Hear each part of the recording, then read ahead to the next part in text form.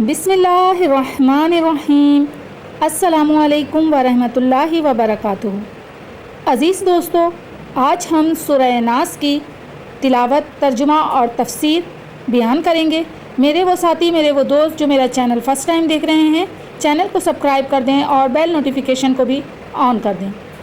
कल की वीडियो में हमने सूरह फलक का तर्जुमा और तफसीर बयान की थी। सूरह फलक और सूरह नास मौज़ूतीन भी कहलाती हैं और नज़र बद से बचने के लिए, जादू के असरात से बचने के लिए और जिन्नात के शर से, शैतान के शर से, शयातीन के शर से बचने के लिए सूरह फलक और सूरह नास हज़रत मोहम्मद सल्लल्लाहु अलैहि वसल्लम पर नाजिल फरमाई गई। इनका पढ़ना बाइस बरकत है, बाइस सवाब है, बहुत फजीलत है इसकी। किसी भी किस्म का कोई मसला हो, नज़र बद हो, जादू हो या शयातीन जिन्नात का असर हो, तो कसरत से सूरह फलक और सूरह नास का विर्द करें।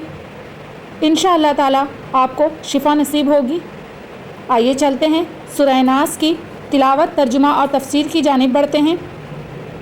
बिस्मिल्लाहिर्रहमानिर्रहीम। कुल आऊज़ु बिरब्बिन नास, मालिकिन नास, इलाहिन नास, मिन शर्रिल वस्वासिल खन्नास, अल्लज़ी युवस्विसु फ़ी सुदूरिन नास, मिनल जिन्नति वन नास। जुमा हम पढ़ते हैं। तो कह दे, मैं पनाह पकड़ता हूँ लोगों के रब की, लोगों के बादशाह की, लोगों के माबूद की, वसवसा डालने वाले के शर से जो हट हट कर आने वाला है। वो जो लोगों के सीनों में वसवसा डालता है, जिनों और इंसानों में से।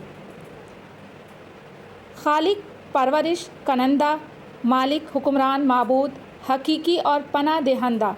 इसमें अल्लाह ताला अजल की तीन सिफ़तें बयान हुई हैं: पालने और परवरिश करने की, मालिक और शहनशाह होने की, माबूद और लायक इबादत होने की। तमाम चीज़ें इसी की पैदा की हुई हैं, इसी की मलकियत में हैं और इसी की ग़ुलामी में मशगूल हैं।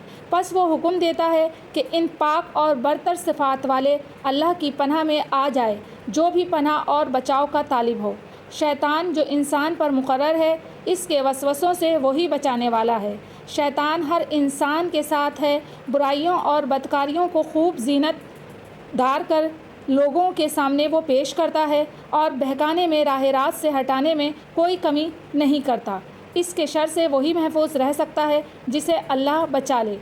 सही हदीस में है, तुम में से हर शख्स के साथ एक शैतान है। लोगों ने कहा, क्या आपके साथ भी शैतान है? आप सल्लल्लाहु अलैहि वसल्लम ने फरमाया, हाँ, लेकिन अल्लाह ताला ने इस पर मेरी मदद फरमाई है, बस मैं सलामत रहता हूँ। वो मुझे सिर्फ़ नेकी और अच्छाई की बातें ही कहता है।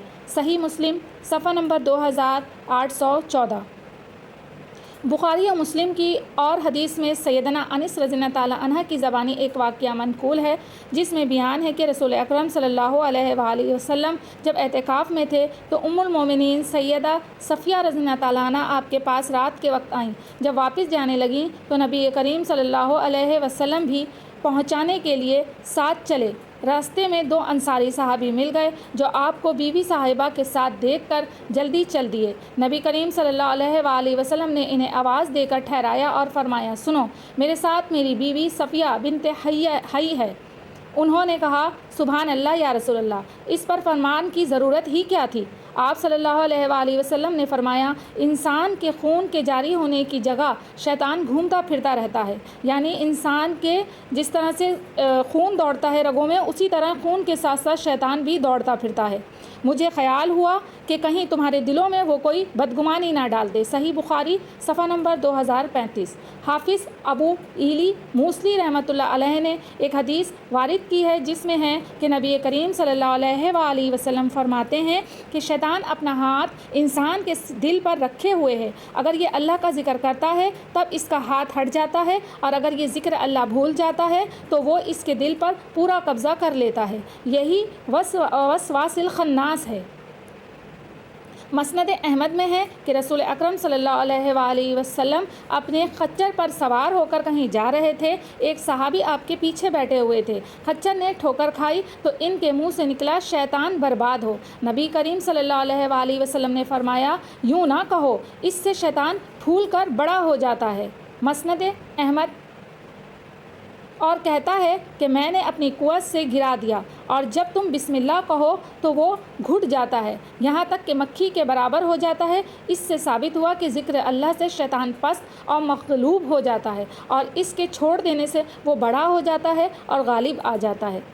مسند احمد میں ہے، رسول اللہ صلی اللہ علیہ وآلہ وسلم فرماتے ہیں، جب تم میں سے کوئی مسجد میں ہوتا ہے، اس کے پاس شیطان آتا ہے اور اسے تھپکتا اور بہلاتا ہے جیسے کوئی شخص اپنے جانور کو بہلاتا ہو، پھر اگر وہ خاموش رہا تو وہ ناک میں نکیل یا منہ میں لگام چڑھا دیتا ہے۔ سیدنا ابو ہریرہ رضی اللہ تعالیٰ عنہ نے یہ حدیث بیان فرما کر فرمایا، تم خود اسے دیکھتے ہو، نکیل والا تو وہ ہے جو ایک طرف جھکا کھڑا ہو اور اللہ کا ذکر نہ کرتا ہو، مسند احمدی 2330، اور لگام والا وہ ہے جو منہ کھولے ہوئے ہو اور اللہ کا ذکر نہ کرتا ہو۔ سیدنا ابن عباس رضی اللہ تعالیٰ عنہ اس روایت کی تفسیر میں فرماتے ہیں، شیطان ابن آدم کے دل پر چٹکی مارے ہوئے ہے، جہاں یہ بھولا اور غفلت کی کہ اس نے وسوسے ڈالنے شروع کیے، اور جہاں اس نے ذکر اللہ کیا اور یہ پیچھے ہٹ گیا۔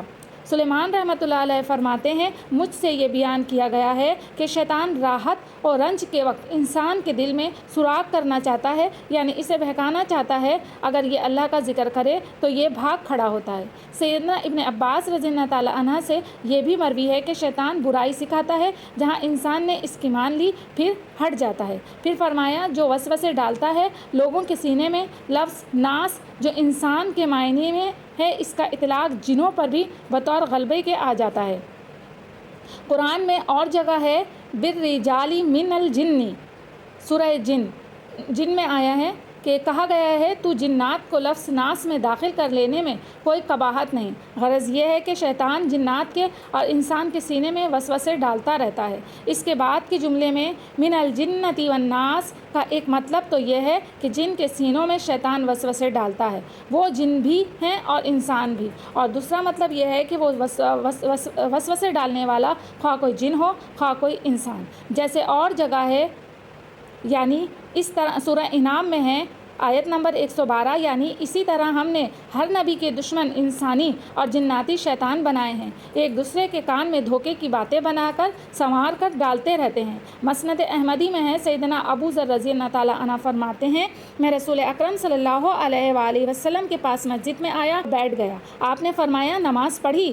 میں نے کہا نہیں۔ فرمایا، کھڑے ہو جاؤ اور 2 رکعت ادا کر لو۔ میں اٹھا اور 2 رکعت پڑھ کر بیٹھ گیا۔ آپ نے فرمایا، اے ابو ذر، اللہ تعالیٰ کی پناہ مانگو انسان شیطانوں اور جن شیطانوں سے۔ میں نے کہا، یا رسول اللہ، کیا انسانی شیطان بھی ہوتے ہیں؟ آپ نے فرمایا، ہاں۔ سنن نسائی صفحہ نمبر 5509 میں ہے کہ میں نے کہا، یا رسول اللہ، نماز کیسی چیز ہے؟ آپ نے ارشاد فرمایا، بہترین چیز ہے، جو چاہے کم کرے، جو چاہے اس پر عمل کو زیادہ کرے۔ میں نے پوچھا، روزہ؟ فرمایا، کافی ہونے والا فرض ہے اور اللہ کے پاس اجر و ثواب لا انتہا ہے۔ میں نے پھر پوچھا، صدقہ؟ نبی کریم صلی اللہ علیہ وآلہ وسلم نے فرمایا، بہت ہی بڑھا چڑھا کر کئی گنا کر کے بدلہ دیا جائے گا۔ میں نے پھر عرض کی، یا رسول اللہ، کون سا صدقہ افضل ہے؟ فرمایا، باوجود مال کی کمی کے صدقہ کرنا، یا چپکے سے چھپا کر کسی مسکین فقیر کے ساتھ سلوک کرنا، یعنی اچھا برتاؤ کرنا، کچھ دے دینا۔ میں نے سوال کیا، یا رسول اللہ، سب سے پہلے نبی کون تھے؟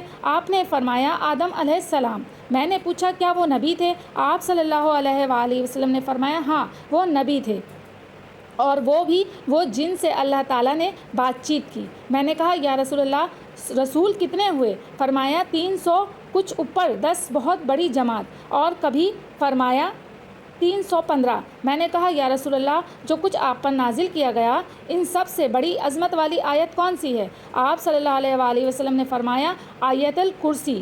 اللہ لا الہ الا هو الحی القیوم لا تأخذہ سنۃ ولا نوم لہ ما فی السماوات وما فی الارض من ذا الذی یشفع عنده الا بإذنہ یعلم ما بین ایدیہم وما خلفہم ولا یحیطون بشیء من علمہ الا بما شاء وسع کرسیہ السماوات والارض ولا یؤودہ حفظہما وہو العلی العظیم۔ سورہ بقرہ کی آیت ہے 255۔ یہ حدیث نسائی میں بھی ہے، اور ابو حاتم بن حبان کی صحیح ابن حبان میں تو دوسری سند سے دوسرے الفاظ کے ساتھ یہ حدیث بہت بڑی ہے۔ مسند احمدی ایک اور حدیث شریف میں ہے کہ ایک شخص نے نبی کریم صلی اللہ علیہ وسلم کی خدمت میں حاضر ہو کر عرض کیا کہ یا رسول اللہ، میرے دل میں تو ایسے ایسے خیالات آتے ہیں کہ ان کا زبان سے نکلنا مجھ سے پر آسمان سے گر پڑنے سے بھی زیادہ برا ہے۔ نبی کریم صلی اللہ علیہ وسلم نے فرمایا، اللہ اکبر، اللہ اکبر، اللہ ہی کے لیے حمد و ثنا ہے جس نے شیطان کے مکر و فریب کو وسوسے میں ہی لوٹا دیا۔ یہ حدیث ابو داؤد اور نسائی میں بھی موجود ہے۔ الحمدللہ، اللہ تعالیٰ کے احسان سے یہ تفسیر سورہ قل اعوذ برب الناس یعنی سورہ ناس کی کمپلیٹ کی ہم نے۔ اللہ تعالیٰ ہماری اس کاوش کو قبول و مقبول فرمائے۔ اللہ تعالیٰ ہم سب کو اپنے کلام پاک کی صحیح سمجھ دے اور اس پر عمل نصیب فرمائے، آمین یا رب العالمین۔ انشاءاللہ تعالیٰ ایک بہت ہی پیاری سورت کی تفسیر ترجمے کے ساتھ حاضر خدمت ہوں گے۔ اجازت دیجیے، اللہ حافظ۔